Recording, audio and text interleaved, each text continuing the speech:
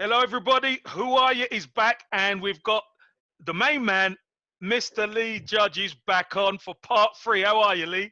I'm good, thanks, Kev. All happy. You know, Arsenal won a couple of games, so I'm buzzing. All Lo- things good. All things good. Listen, it weren't looking good at one stage, was it, Lee? And I saw a video with you having a right up Uh, do you know after the what? Brighton game. I did have the and there is a recording out there because you know, like I've been doing these watch-alongs when Mustafi. I don't know if you see it when Mustafi messes up. I go absolutely mad, and I look back and I thought, am I really that angry when I'm watching a game? But Yes, you are. Yes, you are, mate. Yes, you yeah, are. Yes, you are. Look, could you believe Ross? Come on, could you believe that? no, unbelievable. I've got to say, you know, I think the longest one we've done is about 50 minutes. I looked at the time, 120 minutes, no surprise there. Hey, I hey, watched I had it. to stop him, Lee. I had to stop him, mate. Bless him. He's a Uh, top guy, but he had he's obviously had a lot to say, didn't he? yeah, he's a top guy. He is one of the nicest fellas you can ever wish to meet. You know what I mean? It's a privilege to know him, to be fair. Uh, Massive Arsenal fan, loves the Arsenal, very passionate. But just like us all, gets frustrated if things are not going right. And, you know, he tells a good story, but, like, you know, he's like Jack and Ori, and he goes on and on and on. He's a great fella. Like. I'm And loving these listen, shows, by the way, getting people on. Harry was no, on the other week as well, yeah, wasn't he? So, yeah, Harry was on, but I'm going to look to get a few more, some different faces. I want to get some of that Tiny Tours on, some yeah. more So of the Tiny Tours we'll get guys some on. more of the Tiny Tours on, Tiny like, you Tours. know, Hopefully, could get Big T Tony we on. Little. we get Big Tony on. Steve's got some great stories as well from because he obviously was going back to all those games in the old days, Yeah, and Ken Red Red Ken is a Ken. funny Yeah, guy as well, like you know what yeah. I mean. So No, I'll line them up for you. I'd Um, love to get them on. I'd love to get them on yeah, because they all got different, yeah, they're like you know, all different. Well, thoughts. Steve, me, and Ken are all sort of same age, but Tony's like a generation lower, Yeah, and you know, so he's got some good stories as well, like you know. seen some of his So. pictures at Ivory as well with Yeah, his the little auntie. baby His ones and auntie, all that, yeah, like with auntie, yeah. So we're definitely we get him on as well, like you know. So fantastic. these are fantastic. I really, you know, when they come up, I look forward to seeing them and seeing all the fans. It's brilliant, like you know. No. Even with shall I dare I say it, Red Manchester, dare I Oh say it? You know what I Jesus mean? So face. I've got that Okay. one. You've got that one coming out in a couple of Oh days. my God! I tell you what, Lee. Lee, I'm telling you, when you when you see the teaser alone, you're gonna go like that. Oh, you're gonna piss yourself laughing Yeah, for a starter because he's a funny guy. But you're gonna say, I brilliant. can't wait for the full video. Full I'll video is tell you so what. funny. You know, I know that we've got an allegiance to Everton. Obviously, you playing from you, so I'm more of an Everton than a Liverpool man. But you, in a bad way, you want him to win it for him because he's such a nice guy. Do Oh, he's a you know top what I guy. mean? Right? He's such a lovely fella. So I'm pleased that they've won it for him. You know what I mean? Like you know, and I ain't, but there you go. Honestly, like I said, I hope it's another 30 years before they win a title. Honestly, you let's know, hope so. Like, you yeah, know let's what I mean? hope so, mate. Because you're never gonna hear the last of this, you know that. And if they go on, if they start to dominate, oh my God, Oh, I it's can't go gonna be back to those days. Can't go no, it's back to gonna be those days. murder. No, Rightly, no, part three for you. You don't need any introduction. Let's get straight no. into it. Right into it. You know the Cup Winners' Cup final. Did you Yep. go? Did you go, Lee? I've got a little reservoir. What's it? A little confession to make here. Go on. I've never ever been to a cup final, European Cup final where Arsenal have been in. Right. Okay. I've been to a Champions League final with Juventus and Real Madrid. Funny enough, when it Oh, was at right. Cardiff. Okay. Right. All right. But Nice one, Lee. no, it was very nice, very nice. Bit of hospitality there, very nice. But never an Arsenal one. And obviously, like the Cup Winners' Cup, I was too young, if I'll be honest. Went to the final against West Ham, and then on the Wednesday, I was obviously like still at school and all that, so I didn't go to that one. So the next one was the Copenhagen one, Yeah.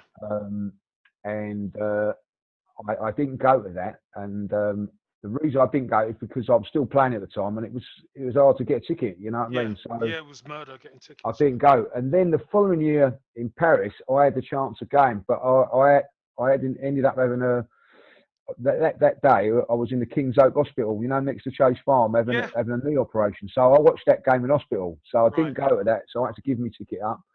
So yeah, so I've never been to a European Cup final with Arsenal. Been to other games, semi-finals and that, but never the final. So I missed out on Copenhagen. Lee, did you go to Paris Saint-Germain, the semi-final, first leg? I didn't go to that one, but went to the return leg. The second leg. The second leg. I don't know who scored the goal that day. Someone scored. I don't know. I've no idea. I know Lee Dixon crossed it. That's all I know. If someone can remember, I think played number 10. It was number 10 that day, I think, if I remember rightly. Was it 11? Was it 11? Might have been 11 that day. Oh, was it? No, it might have been number 10 or 11. It doesn't matter. Whoever played, listen, getting through was the most important thing. And you know what? Arsenal fans always say, he scored too early. Yeah. He scored too early. It was a nervy game, wasn't it, that game? Big time. It was a very, very nervy game. Because they was a good side, by the way. Oh, great side. Some top players in that squad. So where did you watch the final, Lee? I watched the final around my dad's. My dad, so we'd always do that. If it weren't, I used to, if I didn't go to games or whatever, I always used to go around my dad's, or my dad used to come round to me. So I remember going up there and with my dad, and I'll be honest, thinking like, this is going to be tough, you know what I mean? And we had a decimated squad as well, didn't we? The squad was, there was a lot of players. Wright, you weren't there. John Jensen weren't there. There was loads of players out. I think the midfield, do you remember the midfield that day, Lee? Yeah, I do remember that midfield that day. It wasn't, I'll say it wasn't good, but it was not with the midfield that you would have in normal circumstances. No. 3 homegrown players. 3 homegrown players, but all done a bloody good job on the day. That's right. It was a. I've got to say, going to the game, I think did Martin Keown pull out as well? He got injured. He had a hamstring. Right. He had a hamstring just before, and he had done a fitness test, and it just weren't right. Yeah, so he had to pull out. So I remember thinking, I remember that something like that and going, oh, not another one gone down. You know what I mean? Same old Arsenal. And we was really, obviously losing Ian Wright as well was a big blow at the time, because he was on fire at that stage. And I remember that game. I know that we won and all that, but I remember feeling for him as coming out of the stadium and feeling, a little bit. Not disappointed, but sorry for him. Sorry for him. Yeah, that he wasn't going to be playing, and thinking, our chance not as gone, but I felt that we was going to be a backs to wall game because of that. But in saying that, I think on the day everybody was magnificent. It was a magnificent performance. I think it has to go down as, even though we won it, and of course it's our last time we won it. A European trophy. Yeah. Our record in finals is not very good, by the way. But that was everybody producing a performance of their life to get the best out of everybody on the pitch. And a shift, Lee. Yeah. Which is we speak about it, don't we? About being proud to wear that badge and all that. And if you go man for man against that Parma side, they were probably they were probably better than us, more talented than us, if we're honest. But that never say die attitude and that graft saw us through. Exactly, and a lot of credit has to go to yourself and Paul Merson, because you sort of like attacking players, but you give up the you're not privileged. You know what I mean. We give up the attacking, the incentive to attack, to help out in midfield. Yeah, you sacrificed your own attacking game to defend, and you and Paul done that. And it's not your natural games, by the way, but both done it. And I think that's where you have to credit George Graham a lot, but that he persuaded you and Paul to do that. I'm not saying that he didn't have a choice, Lee. Didn't have a choice, but exactly. But you knew what you had to do. But you believed in what he was doing and the structure and the way it was going. So you was happy to do it for the team, and I think that shows you what a good team spirit we had in those. Maybe won us a couple of trophies down the line that perhaps we might not have won. You know, I look back to the '93 semi-final. You know, we had to win that, and we dug in that game as well. Yeah. And I think that George Graham had that little thing then where he got the best out of the players, and you know, asked him to do jobs that they wasn't perhaps privy to do, and done it fantastically well. You and Paul that day don't get the credit you deserve for the work rate and shift that you put into that game. You know, George Graham, before the game, we watched a couple of days before the game, we watched Parma, and we watched how their wide players tucked in, and then the fullbacks always used to bomb on. And he said, "Look, guys, you know, when they tuck in, you're gonna have to go all the way with the fullbacks, Benariva and Dichiara, I think it was, whichever." And there was times where we felt, do we switch? But Merce felt a lot more comfortable on the left. I felt more comfortable on the right. So we just said, right, Merce, if he goes, you go with him. If my one goes, and if they go together, we just do it for the team. We just go all the way back. And that was kind of inbuilt in us. Yeah. And, I remember Dave Seaman had a couple of injections. I had a couple of injections just to be fit for that game. Unbelievable. And after about 70 minutes, the blocker was wearing off, Lee. Yeah. So I've turned to the bench. I've said to the doc, I need another injection in my toe. It's wearing off. He said, I can't give you no more. I can't give you another one. So I said, all right. And then another wave started coming through, Lee. You know what I mean? So you just grit your teeth and get on with it. I know Dave, I think it was his ribs. Dave Seaman had a couple of jabs in his ribs. So we were like patched up, united. You know what I mean? It was a tough one, but Smudger got us through in the end, mate. Yeah, it got us through. A great goal, you know, and unsung hero at Arsenal, by the way, Alan Smith. Underrated. Player, yeah, you know. Again, the '89 thing was on last night, and you can't help but want to watch it. You know, his touch for the goal is, you know, it's unbelievable. Like, you know what I mean, to get that under and play that off. You know, and the goal that he got in Copenhagen was a you know, fantastic finish. You know, doesn't get the credit it deserves. But from then on, it did come down to the defensive unit. And this is what I say when I watch Arsenal now. And it's not just the back four. It's the whole structure of the defence. You know, the midfield players that day, Ian Selly and David Hidden, wanted to work, wanted to play. Well, don't forget. We had Selly, Paul Davis, and Stephen Morrow in there, right? Yeah. And that was incredible, Lee. Incredible when you think Morrow's a defender, really. He done all right for us for a couple of years playing. Do you remember in the cup final he done well? He was definitely a player that was probably a squad player without being horrible to him. No, without being disrespectful, yeah.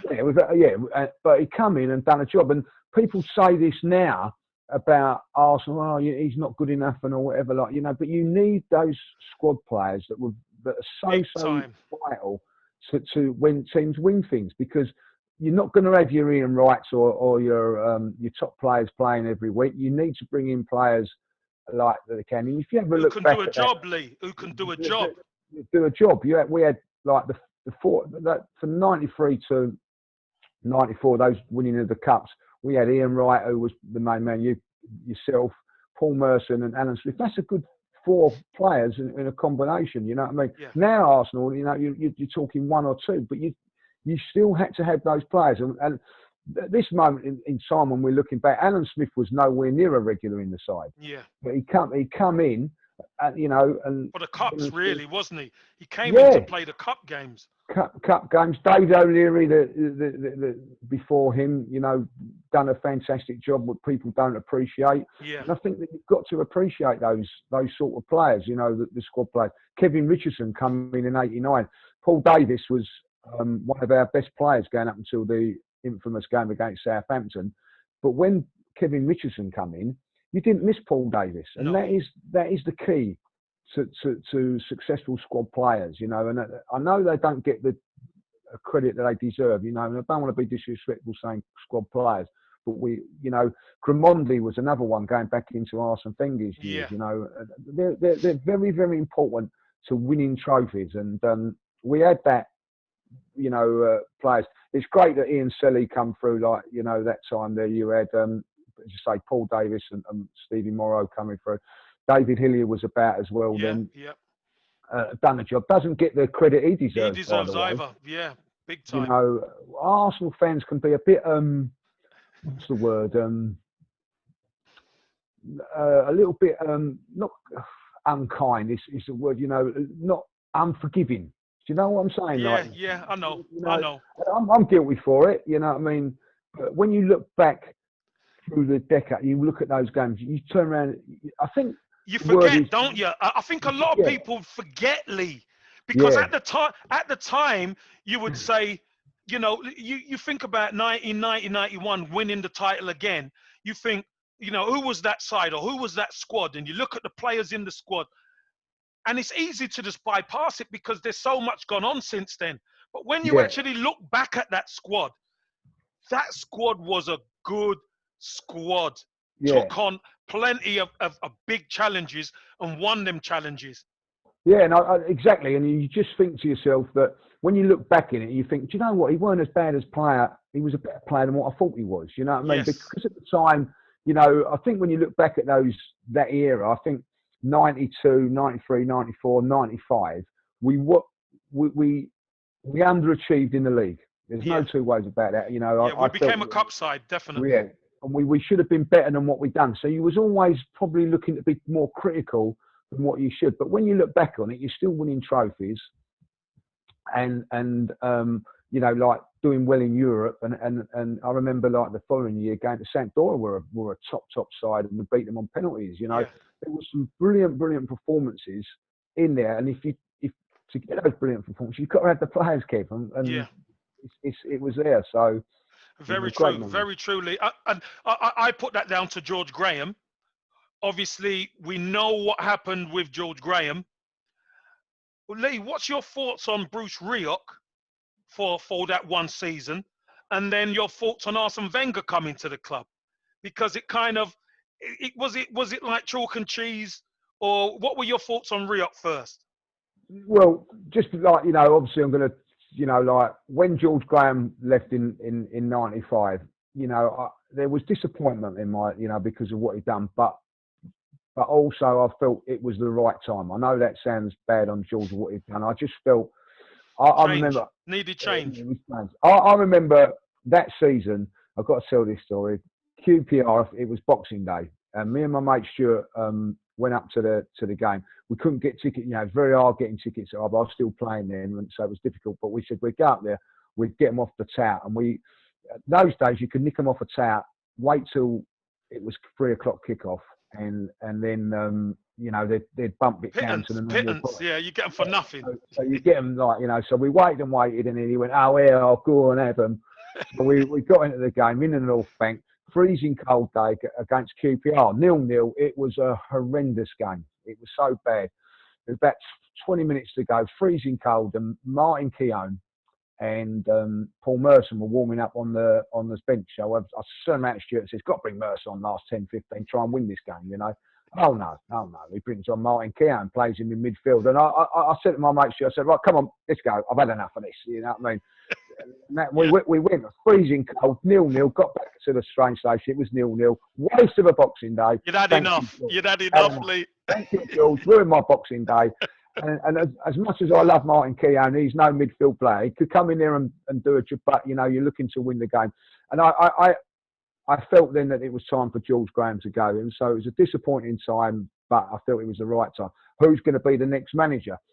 Bruce Rioch was doing a good job at Bolton. I remember now. Of course, this is in the summer now. You've now decided your time's up and decided. I think John Hartson had come to the club then. He'd come that season.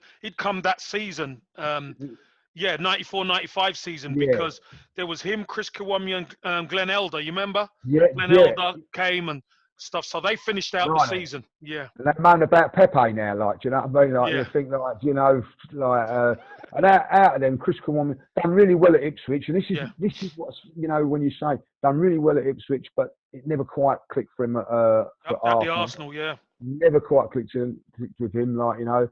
John Hartson, it did. I'll be honest with John. He, you know, lovely guy, by the way, as well. Yeah, But, top guy. really lovely fella. But it, you know, it was just a different sort of a time, and of course, then I'll never forget. I was in America, traveling around America, and it come through that Dennis Bergkamp had signed for Arsenal, you know, and David Platt, and I thought, wow, this is, you know, oh, I've got to get back home. I've got to get back home.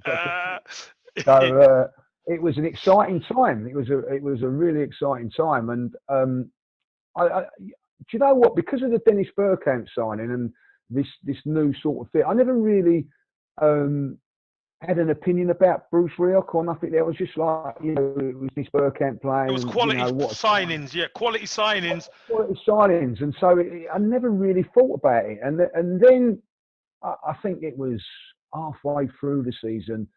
Ian Wright come out and said, "I've had enough of this," and he decided that he was going to leave, or he put a transfer in. Do you remember that? Like, Yeah, you know, yeah.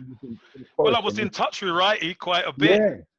Yeah, and all of a sudden my heart sunk. I thought, like, you know, I'm going to lose Ian Wright. I was really, you know, gobsmacked a bit.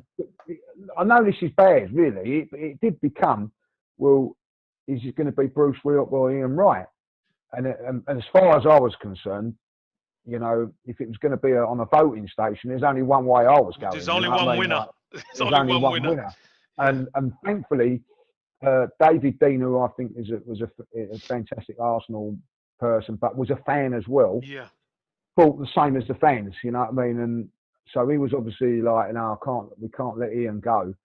And you know, I think then that sort of like sorted it out a little bit, but he was still playing. But for me, I think that the day that he come out and said that, no, I think that was Bruce Rioch's writing gone.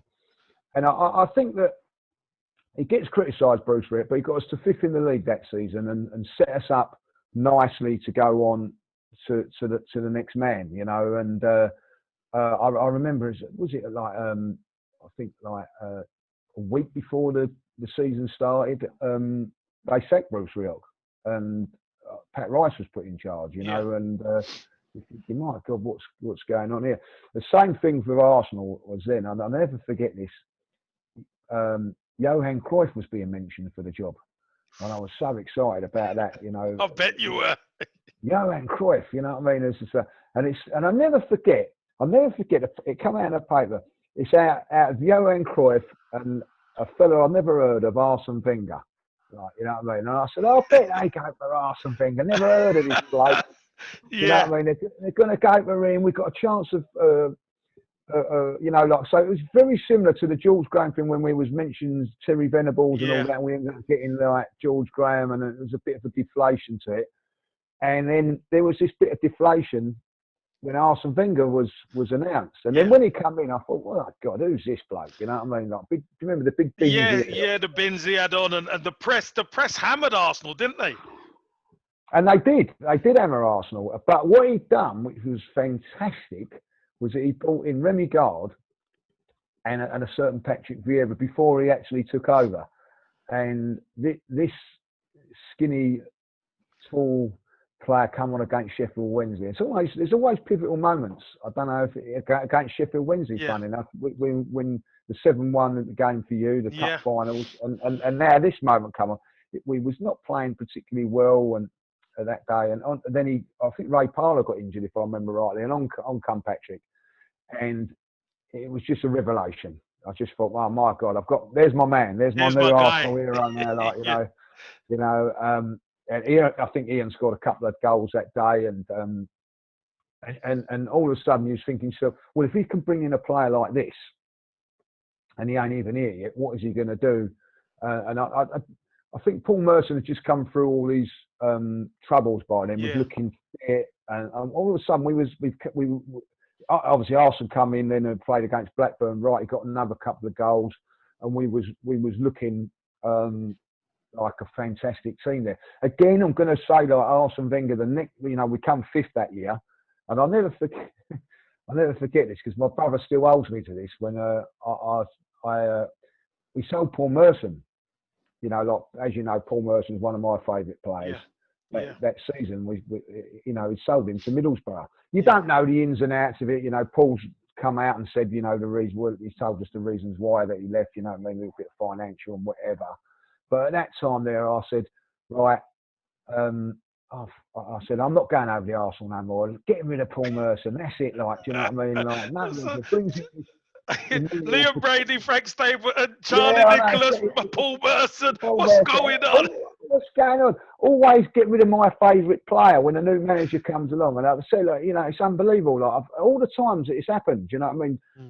George Graham got rid of Charlie Nicholas. You know what I mean? Now, my next sort of iconic favourite was Paul Merson. Now they've got rid of him. I ain't going no more, like, And do you remember Arsenal goes on this great run and stuff? And I'm over there whenever I can because obviously like, I'm still playing. But my brother, I thought you weren't going no more. Like when we won the league. Thought you weren't going no more. You know what I mean? Like, and I so actually a little bit of humble pie. But the change in Arsenal from the moment this man come in, Kev, was just absolutely unbelievable. Another level, wasn't it? Another level. Oh my God, up another level and more. You know what I mean? Brought in that season that we won it, Mark Overmars, who was just absolutely electric. What a player he was, by the way.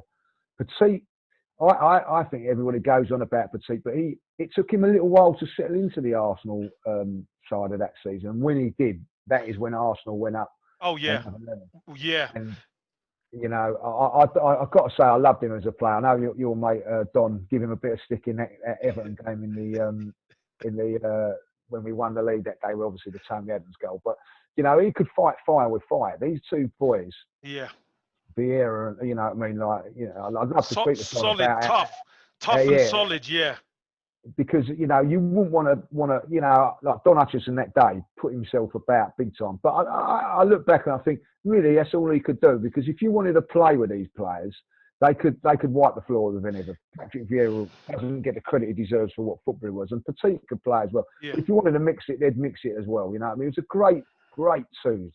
You wouldn't want to play against them in midfield week in, week out. And Arsene Wenger, got a tune out of Ray Parlour that no one thought that they would. He was absolutely breathtaking in that season that we won the league. And Overmars down the left. It was a fantastic team. He had Wrighty and Dennis up front, and then I have to say the best teenager that I have seen in my lifetime at Arsenal in Nicolas Anelka. Yeah. Oh my God, what a player! When he first burst onto the scene. So and these players were coming all the time. Thick and fast, weren't they? They were conveyor belt. Yeah. It was a conveyor belt of players coming through.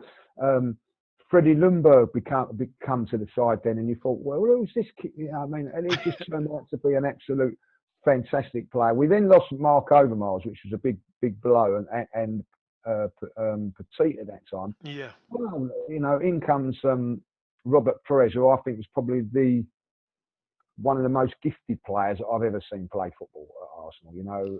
If coach's dream as far as I'm concerned. And, then it kept coming. Edu come along then, and Gilberto, and of course then the greatest signing I think Arsene Wenger ever made in Sol Campbell, because that wandled them lot up down the road, and it was just, it was just fantastic. But I remember I was at work with me and my brother were like doing up houses at the time, and I remember it like I was doing I'll never forget doing an house over at Waltham Abbey, and Sol Campbell had signed, and I jumped off the ladder and I phoned up my brother and I said, it's great, isn't it? Great news. He's gone, what's great news? You know what I mean? I said, Sol Campbell. So he's gone, what? He's gone to he's left us, he's gone to me. I said, no, he ain't gone Man United. Man United, mate. No, he ain't come. You'd never do that. I said, oh, he is. And it was great, exciting signings. And you just thought this was going to go on and on. The swell. Yeah. You felt a swell. Look, I'm playing for other teams, but I'm an Arsenal fan. So when I'm seeing the moves that Arsenal are making, Lee, I'm Yeah. like, wow. So they've signed Sol Campbell now. That obviously is a set cornerstone of the Yeah. defense again now. Do you know what I mean? And and we still had Tony Adams at the team, Well, but you could see exactly. that he was thinking that that Tony was going to move on. Tony's when he finishes, there's a cornerstone still there. And you just thought there was just this project that was going on, and it was just Alex Ferguson who was taking the mickey out of Kevin Keegan and people like that. Then Arsene Wenger come along and he got onto him, and I loved it. You know what I mean? We've got this manager that had the class to go head to head with Man United, who were a great side at the time. Super team, yeah. Super team. Never looked like getting better. All of a sudden, we was competing with them, and the great games with Roy Keane and Patrick Vieira. It was just an absolute blast being an Arsenal fan. And if I be honest, there was a little bit of disappointment along the way. You know, Kev, I'm going to be honest. The last ever cup final I went with my dad was Southampton and Arsenal at the Millennium. Yeah. And we went up by a coach. We won the game. It was not a great game. Robert Perez scored it. The roof was on that day. Yeah. And I got back on the coach, and we were on the Arsenal coach that day. And I turned around to Dan and I said, a bit of an anticlimax because we just won the FA Cup, but we should have won the league. You know what I mean? Yeah. Feeling like, now when we the last time we won the FA Cup, I was partying until 2 o'clock in the morning. You know what I mean? So that's how times have changed, where you was expected to win trophies and win games, and for as much as it was, you know what I mean, we got to a Champions League final, a UEFA Cup final in 2000. You know what I mean? And the trophies that we won and everything like that, but it was an expectation because Arsene Wenger had done what he'd done. And Lee, so do you think you got a little bit complacent because Arsenal were challenging all the time and beating the Southampton, winning a trophy? It should be a celebration, but it's like an anticlimax because when you get a lot of success, teams take it for granted. Sometimes fans take it for granted. Yeah. Kev, you couldn't be no more true. I remember going to the game against Portsmouth in the unbeaten run. Do you remember when Robert Perez done the dive? And I come out of that game saying, bloody rubbish, you know what I mean? You know what I mean? And having a moan about it. And I remember sitting down with my dad only a few weeks ago and going like, do you remember we used to moan about the Invincibles and all that? I said, my God, we didn't know how lucky we was. You know what I mean? Right. But that is what the fans, what we do as a fan.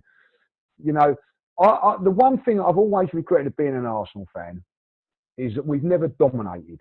And I felt that from 98 to 2004, we should have dominated. We should have won more titles, more everything. It was our time as an Arsenal fan. You know what I mean? And it never quite happened for us. You know what I mean?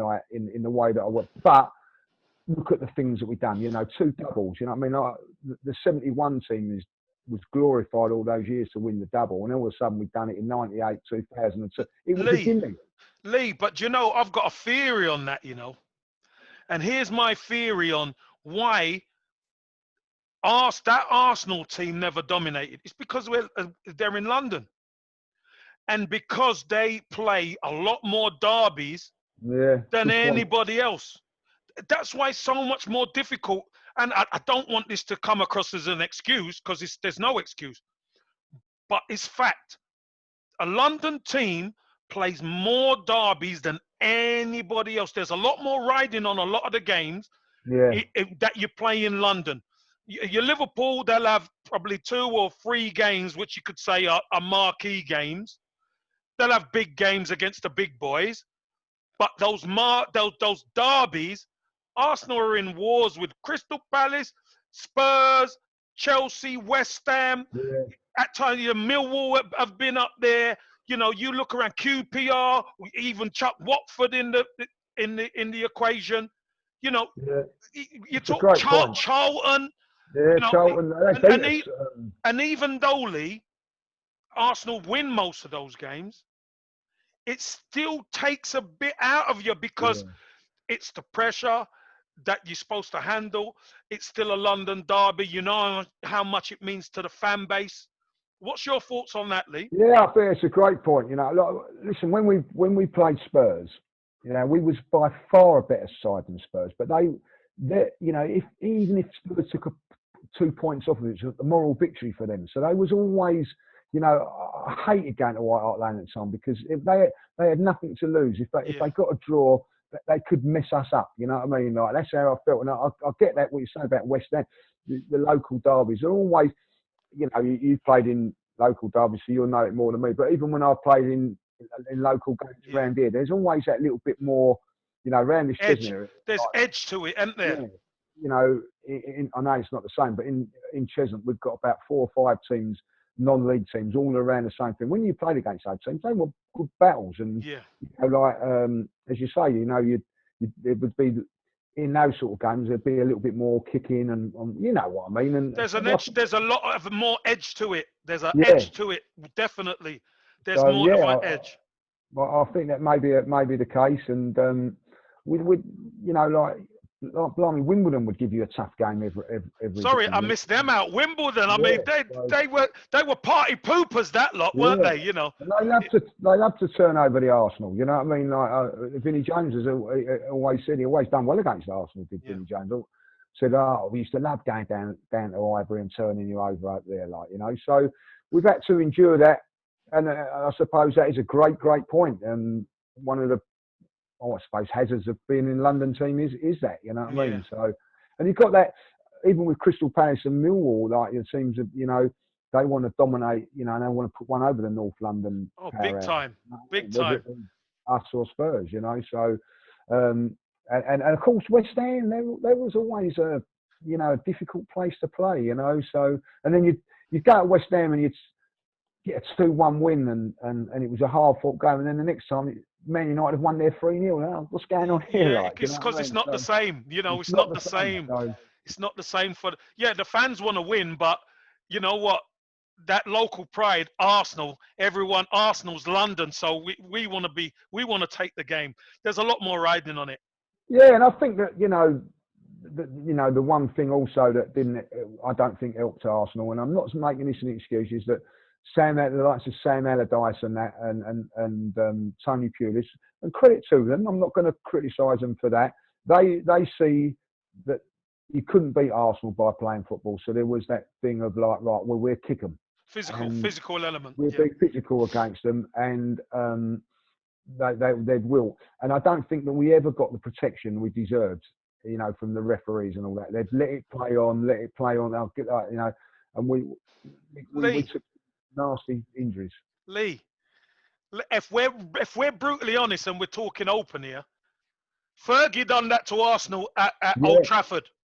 Yeah, well, playing football, they couldn't outplay us at football. That Man United team, so they resorted to the dark arts, as we call it. Yeah, you know?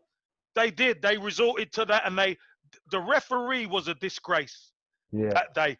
You know, when you watch the game back. I'm in Manchester. I speak to loads of United fans, and the United fans, they loved it, but they even admit it themselves that how the referee never got hold of that game up to this day, nobody knows. I've never watched it back. Never ever watched that game back. You know what I mean? Because I'll tell you what, like, you know, my TV wouldn't survive. I don't think, like, you know what I mean. The day that happened, you know what I mean, like, you know, there's such an injustice on it all. You know, Mike Riley, and now in charge of the referee, sums it all up as far. Harry was able to have a job after that, let alone get the top job. Just tells you all that you want to know about referees, because if you go back onto that game, and if it was me, I'd go, this is how not to referee a game, ladies and gentlemen. Like, you know what I mean? It was disgusting. You know what I mean? They should have had about 8 players that day. You know, Rio Ferdinand, you know what I mean, should have been off for you know what I mean? But he doesn't give the foul because he knows if he does, he's got to send him off. You know, and then he's going to have the Rafa Fergie, isn't he? Yeah. Van Nistelrooy's tackle on Ashley Cole was a disgrace, an absolute disgrace. And the, you know, God rest his soul, Robert Reyes, you know, Neville. They took. He was a great player, by the way, Antonio Reyes, fantastic player, but kicked out of the Premier League because he just didn't get the protection that these talent deserved. So I do think there was a little bit like that, and every time Arsene sort of said it, he was accused of being a whinger and all things like that, you know. And Yeah, but they're gonna say that, Lee. You think yeah, about it. If that's the only way I'm gonna beat you, I've got to try and normalize it. You know what I yeah. mean? I've got to try and normalize it. You know, this is England we are, and you know, southern softies and all this nonsense. And football's a fun. This is where football's a strange game because and a funny game at times because I remember going to Stoke and being absolutely kicked off the park. You know, Aaron Ramsey. You know, with that bad tackle, and the Stoke fans. You know, like he walks with a limp and singing all that, like, and I absolutely hate Stoke. And now I want Stoke to win because of your connections with the bloody club, like, do you know what I mean? Like, you know, and that is how football. That's football for you, yeah. It is a fickle game. It changes around, like, you know what I mean? Like most Arsenal fans will hate Stoke, but I'm one now because of Tyrese. I'm always looking for Stoke's results. You know what I mean? That is how football is. You know what I mean? We all hated Sol Campbell. He'd gone to Arsenal and we love him, you know what I mean? Van Persie goes the other way to Man United. Disgusted, yeah. Everybody can't take it, yeah. You can't take it, but that is how fickle football is, you know what I mean? And it is a strange, but that is football, and that's why we love it so much.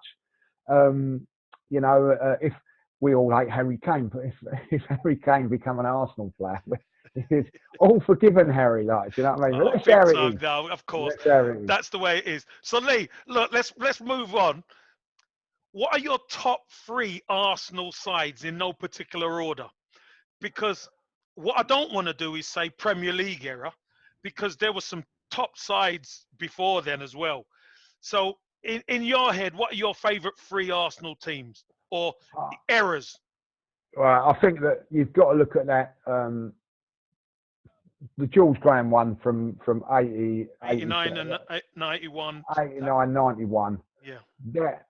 Those 2 teams were, for me, I'm going to say it, not because you was a part of that or whatever, special place in the heart because it was the first, you know, the first time. I know we spoke Icebreaker, you mean? Icebreaker, you know what I mean? Like, I never thought we'd see us win the league. And the greatest thing for me is, for doing all what I do now and everything like that, the gift for me is that I've been able to talk to a lot of those players and meet those guys, some through you, some through other things, but to be able to say that I've met Ian Wright, yourself, Paul Merce and Tony Adams. You know, I'm bloody nervous when I was meeting him, by the way.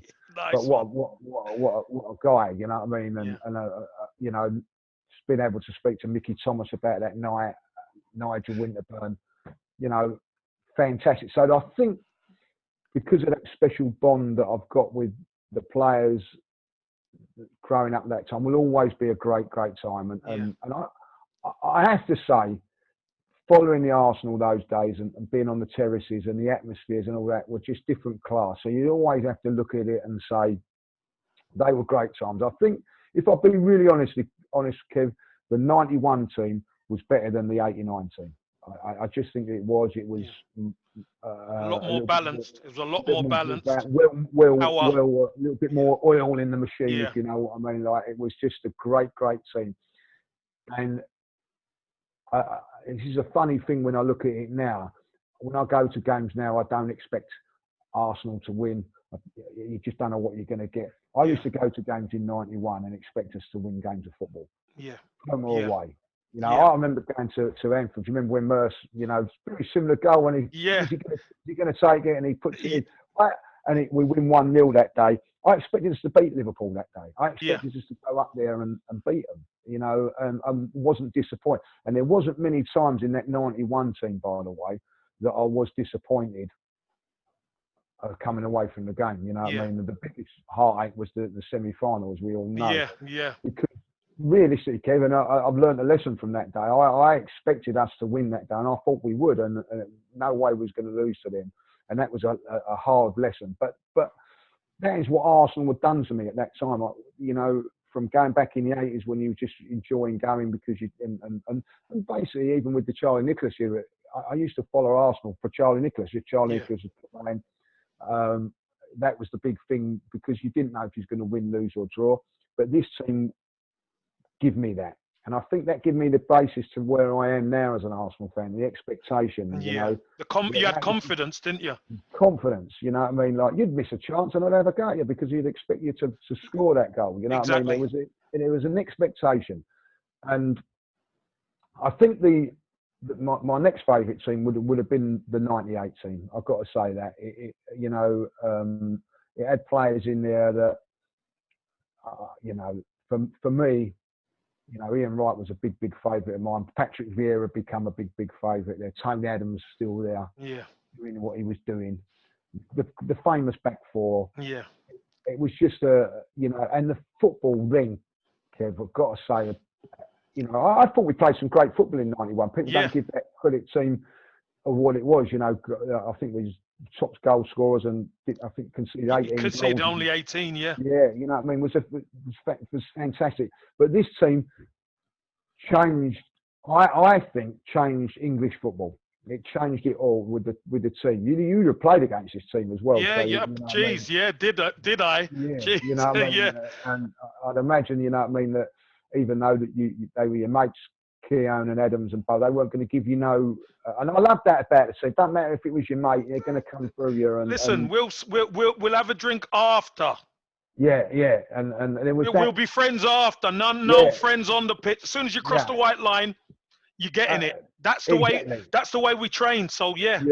And there was that mentality about that team, and for me, you know, to go and win the double was fantastic. You know what I mean? Like, I've never seen it done. Obviously, I was alive and didn't appreciate the double winning side. And but to win the double and win the league, you had to have special players in your team. And you know, you go back to the '71 side, it had special players, and 91 special players, and now it's got special players in this '98 side. And you know, Ian Wright was phenomenal until he got injured, you know what I mean, and scoring goals left, right and centre with Dennis Bergkamp, and then Nicolas Anelka coming. And this is unbelievable when you talk about players now, and this is no disrespect to Ian Wright, no disrespect to Tony Adams.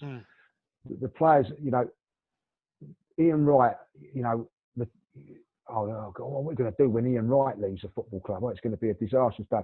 It was smoothed over by seamless. It was seamless with the arrival of Nicolas Anelka, and I think that Sol Campbell doesn't get the credit he deserves. That when Tony Adams left, he wasn't missed, like, because Sol Campbell come into that side and just took it over as a you know, the leader was the leader at the back. Yeah, you know. Nowadays, you're still talking about Vieira and players like that, you know what I mean? And that just shows you how hard it was. But that was what we was doing. So along come Nicolas Anelka, who was breathtaking for a couple of seasons for us. And then you think, my God, well, he's gone to Real Madrid now. Who's going to come in and replace him? You know what I mean? And along comes this winger from France. And you're thinking, like, well, he ain't going to be, you know. I remember watching him and he ain't going to score bloody goals, Nicolas Anelka. What's Arsene Wenger doing here? Calling it a barn door. Goes to Southampton. Another iconic sort of place, Southampton. Yeah, Southampton, the Dell. Yeah. The Dell, you know what I mean? And along comes this Thierry on. That's when he gets his first goal. Dennis Bergkamp scored his first goal against. It's funny how these sort of teams come up, crop up. And then, my God, I think I probably, you know, I never thought I'd see a better striker than Frank Stapleton, you know what I mean, when I left. And then Ian Wright come along, and then Nicolas Anelka, and now Thierry Henry. And, you know, this is the sort of player now, the calibre of player that Arsenal was signing. So it leads on to my next best team. And I'm going to say, to me, better than the I love the Invincibles, don't get me wrong, but the 2002 team, again, won the double. Yeah. It was, you know, and I just loved that team. It was Henry, perhaps not quite in his pomp, but he was, you know, near as damn it. Robert Perez was oh my God, how good was he that season? Like, you know what I mean? Unfortunately, he got injured. Do you remember, like, against Newcastle? Yeah. But great player. And we had the likes of Gilberto had come to us then, like, you know what I mean? And Patrick Vieira in midfield. And Edu doesn't get the underrated. Oh my God. You know what I mean? He'd walk into this side now. You know what I mean? Oh my God. You know, it was Superstar in this team. It'd be absolutely lauded in this team. What a player he was, you know what I mean? Like, and then you had Ray Parlour coming in and doing the job on either in the side or, you know, it was just a great side. And if you remember that team also, it had a little bit of bottle about it because we'd lost to Liverpool. We lost to Liverpool in 2001. I do not know that. Yeah.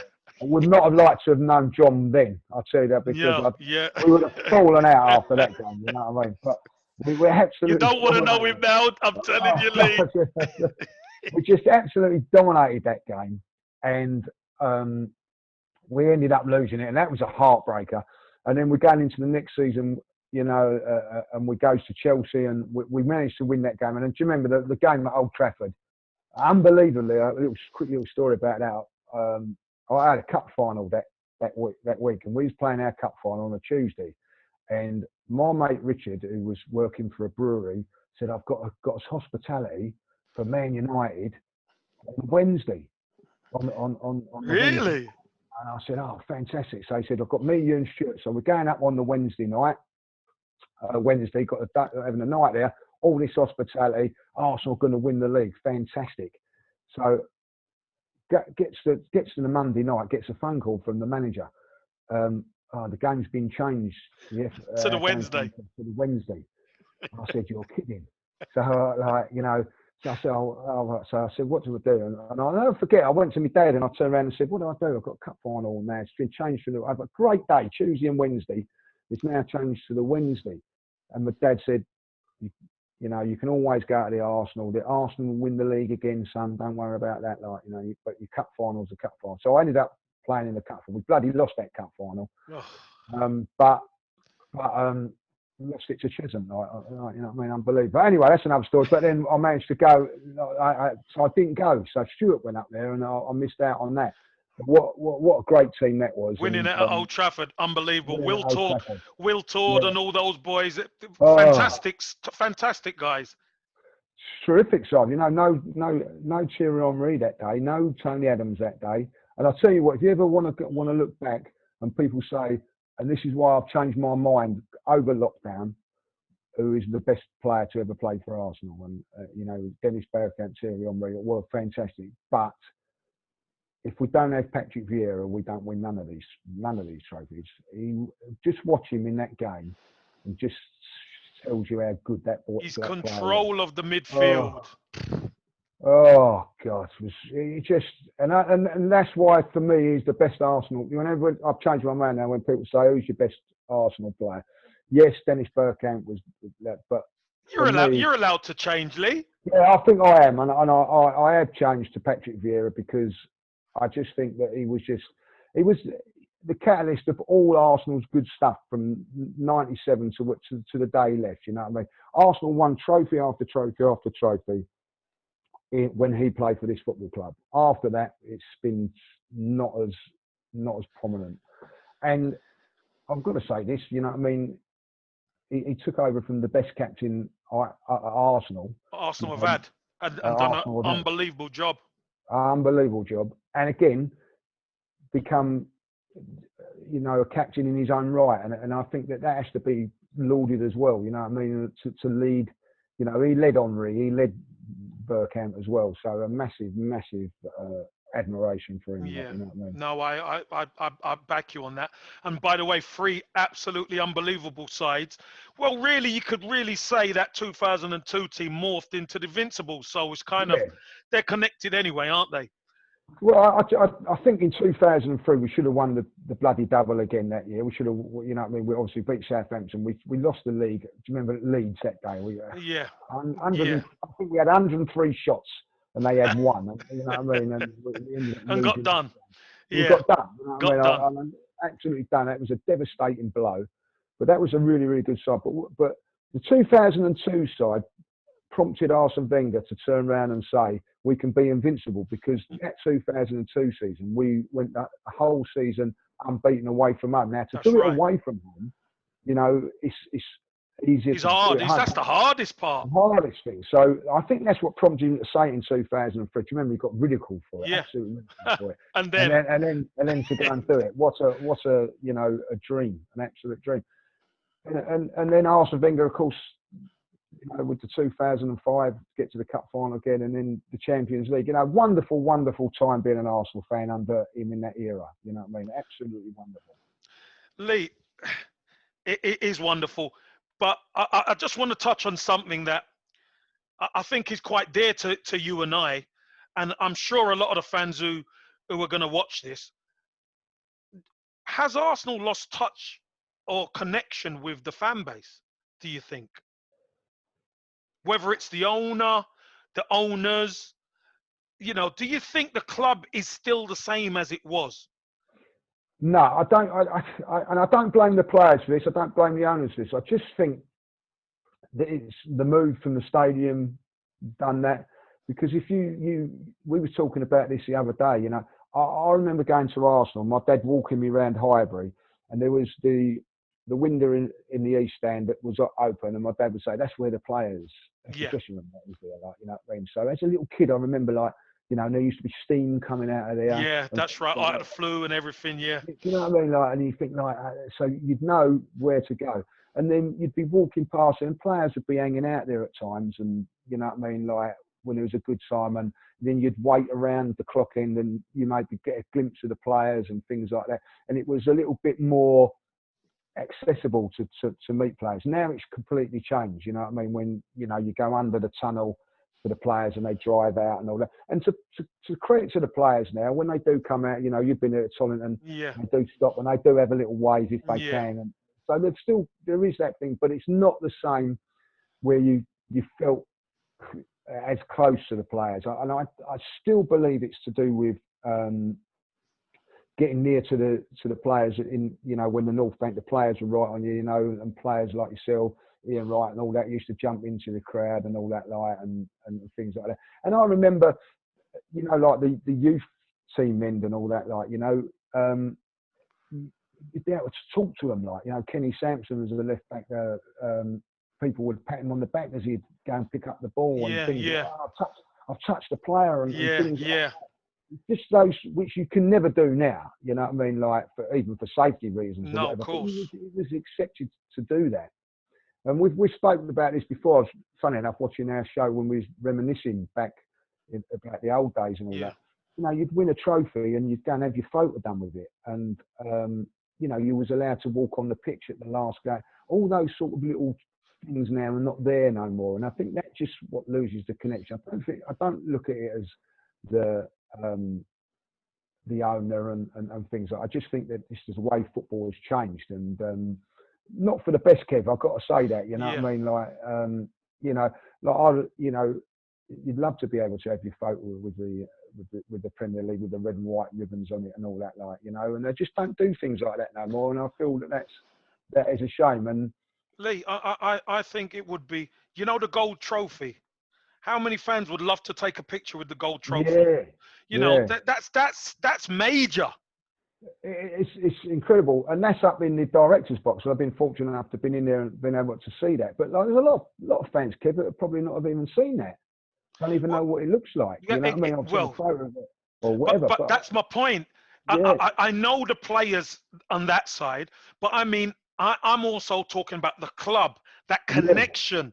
And I'm hoping with obviously the lockdown and no fans, that the club actually recognize and respect and love the fans even more after this. Do you know what, Kevin? Is the one, I don't know, it's, like, I'm not going to say it's a good thing, but the one thing about this lockdown that I think will be positive for us fans is that I think that after this, that everybody will appreciate the match gaming fan more. Yeah. Now, I do believe, right, that in your era and that you did appreciate the fans. I think there was a connection with the fans because of whatever. I feel that that's gone away a little bit. And I think now they realise, when you're playing into an empty stand and all that stadium. I watched, I think the Newcastle game the other day. You know what I mean? Just clicked it. you know what Newcastle. It's a massive, Yeah. massive Stadium. to Yeah. see that empty. You know what I mean? With no Geordies in there that were by fanatical fans, by the way. Yeah. To see that not there, you're going to start to appreciate. You know what? We're going to appreciate these fans, and I also think that even they said on Match of the Day the other day, oh, Sheffield United and Leicester might have got something against Arsenal and Chelsea respectively if their fans would have been there because they would have pushed them. You know, do you imagine if that last Arsenal 1-1, 1 minute to go, and they've got that corner, and you've got all the fans really like putting the pressure on. Do you know what I mean? Like I felt that we comfortably got out that corner because there wasn't that feel of the fans giving you that little bit more tension. Do you know what I'm saying? Yeah. So Yeah. I think it's hopefully the appreciation of the fan will be reinstated by clubs, and I think it will be. I really do. Well, Lee, football has returned, and we've seen the good, bad, and the ugly from Arsenal. What's your thoughts on the return? Well, same old problems, isn't it? Like, you know what I mean? Like, are there, and they've been there for a long while. We just can't defend the toffee. You know what I mean? And it's not Mikel Arteta's fault. It's not Steve Bold's fault before that, and Arsene Wenger's fault from that. It is Arsene Wenger's fault for not addressing it, and I believe that it will be Mikel Arteta's fault if he doesn't address it at all. They're just not good enough, Kev. Yeah. I'm telling you now, if you was playing, you know that they're going to give you a chance. You know that, Kev. You know that they're going to give you a chance. And when you're sitting at home or in a hotel and you've got Tony Adams and Martin Keown or Sol Campbell the next day, you'd be thinking, even Alan Shearer's turned around and said that on your scene, you think, oh, I'm up against them boys today, it's going to be tough. Yeah, you know it's a hard day. Yeah. Yeah, you think, like, I'm going to have a tough day. But you'll be sitting in a hotel with this lot, rubbing your hands, going, oh, do you know what? They're going to give me something here. Like, I'm going to have a chance. I might, McGoldrick the other day, he scored 1 goal all season. Bang, scores against us. Anybody that's on a goal drought, you're going to lend it against Arsenal. And it's a fact, Kev. It's because they're weak. They're not good enough. They're not good enough. Yeah. And that has been the highlight for me, is that, even on Sunday's game, we was dominating it to a certain degree, but there's always that chance that you're going to not happen. And do you know what? I watched Man City and I watched Chelsea the other day. You just know that they're going to see it out. They don't make them mistakes, No, Lee. No, ball comes into your box from a throw-in. No striker there. You kick it against your own player, then it falls to their lad in the box. It don't happen for Chelsea or City or Liverpool. It don't happen. It doesn't, and that is the thing. And I do look at Liverpool. That they were comical at the back a few seasons ago. Comical, you know what I mean? But what was always said was, oh, if they get themselves a decent centre half and a goalkeeper, what difference it will make? Well, there's a difference. You know what I mean? Because, one signing sometimes, Kev, can make a big, big difference. And it doesn't have to be, look at Bruno Fernandes at United. Look what he's done. He's not the answer to certain other worlds, but he's made them into a much better side. Just one signing. He's up the level, hasn't he? He's up their level. He's up their level. Van Dijk done that for Liverpool, and Arsenal need to do that. They need to make a big statement in the summer for a big top central defender, something that we can all get onto and go. And I think that if they do that, then Arsenal are going to be enjoyable. I don't think it. I'm going to be honest. It's not enjoyable watching Arsenal at the moment. Because there's always that inept performance going to come out, or that defensive rubbish. You know what I mean? Like, they're going to score against Sheffield United. Going to score against us, but then when you look back at it, it's comical. But how many times has that happened? You know what I mean? Too many. That we're fans or no fans, Arsenal are going to be up and down. And I've always been used to listen. Even when we was, 91 team, that was a defensive masterclass. But in '89, we conceded 3 goals against Aston Villa very, very early on in the season. A couple against Wimbledon, a couple here, a couple. We wasn't as this clean sheet myth as we was. Yeah. But when it mattered, my God, they've done it. You know what I mean? And when with this Arsenal team now, when it matters, you know, we've got to go up to when we go to Wembley and that semi-final and put in a masterclass defensive performance. Can we do that? I don't think so. And that is where it goes. Even, you know, as we start where we finished at '94, that team had to defend and had to defend properly to win that cup. Yeah. They bloody well done it against better opposition, by the way, than Brighton and Sheffield United. You know what I mean? And that's the difference. Until we get to that level of performance in our defensive play, we are going to struggle, Kev. And it's hard to say, but that's it. Well, Lee, you know, I look at it and I just see the same issues. Obviously, it is for Mikel Arteta to address it. And I honestly do think he is going to address it because he knows if you cannot defend, you can't win. You can't win consistently. So I truly believe he's gonna address it, Lee. But Lee, we're at the end already. Can you believe it? Unbelievable. I love talking. Do you know what? I love talking about going back into the older days than talking about football now. Do you know what I mean? Like, you know, I just love it. You know what I mean? All the memories. You know, I can sit around a table and talk about, you know, any era, like, and I absolutely love it. You know, I mean, I get a buzz out of watching.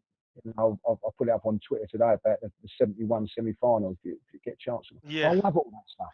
Yeah, you know, I just love all those sort of things about Arsenal, and you know, why my dad was going through it, like what I'm going through now, and you know, I just love talking about the old days and the old players, and you know, like some player, you know, somebody brought up the other day, David Price. You know what I mean? Yeah. You know what I mean? Like, what's he doing now? Just great things. You know what I mean? That you can talk about, and I'm sure in a few years' time, Nacho Monreals and people like that will be fondly remembered at Arsenal. Yeah. For the jobs that they've done. I love sure. talking about Arsenal. I love it. But Lee, I've got to ask you one more question. How is your dad, mate? Yeah, he's okay. The football's back, which is a big lift for him, isn't it? It's a big lift. For him, you know what I mean? Like he doesn't go out hardly at all now. So when the football's on, and you know, listen, he's all right because he phoned me up on Sunday before the game moaning about the Arsenal. So that means he's all right then. He's all right. He's all right. You know, and he'll always.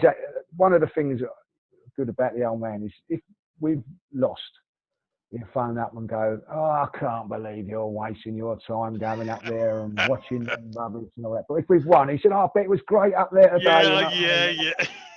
Just the way that it is, you know what I mean? So he's doing okay, but I'm just pleased that the football's back on and a bit of sport back on for him because, you know, I don't think people realise when people, it does annoy me a little bit when people say, finish the season. There's a lot of people's lives that rely on it, don't they? Rely on it, you know what I mean? Like the people that can't go out and watch the football, you know what I mean? And we're lucky enough to go to games and things like that. But there are a lot of people that health reasons can't go to games, and they'll be able to watch him on telly now. And so for me, I'm relieved that he can watch those sort of games. I know that there's something on for him every night now.